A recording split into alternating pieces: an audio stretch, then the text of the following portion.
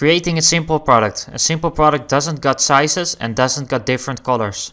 So I'm gonna click on products and add new, and I will enter here my name, the name of the product. The name of the product is simple jacket, and I will enter here a little description. I will copy some dummy text. In your case, it's your product description, and I'm gonna copy this and I'm gonna paste it right over there. And what I gonna do right now is I'm gonna select the category where the jacket must be. So in this case I'm gonna use jackets, and yes, jackets, and that is the page where the product goes to.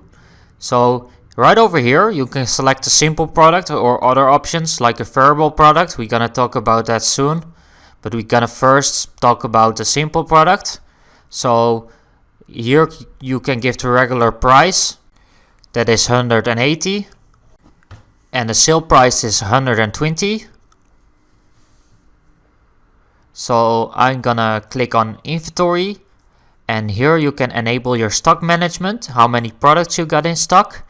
In this case I have 100 products in stock, and I'm gonna calculate the shipping, length, width and height. And the attributes, we're gonna talk about attributes later for a variable product. And here you can enable your reviews or disable your reviews. So here I'm gonna select a product image right now by clicking on set product image.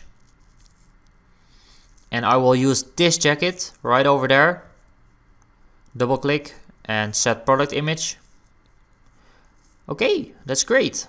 We have our product image right now. What we're gonna do right now is publish the item, the product. So I'm gonna click on the blue button, publish. And I'm going to view the product. So that's great. So that's looking pretty awesome for your first product. So you get the price and you get the stock management. You can add it to your car. But in the next lecture, I will explain something about the variable product, and then we are going to create different sizes and different colors. So I will see you soon.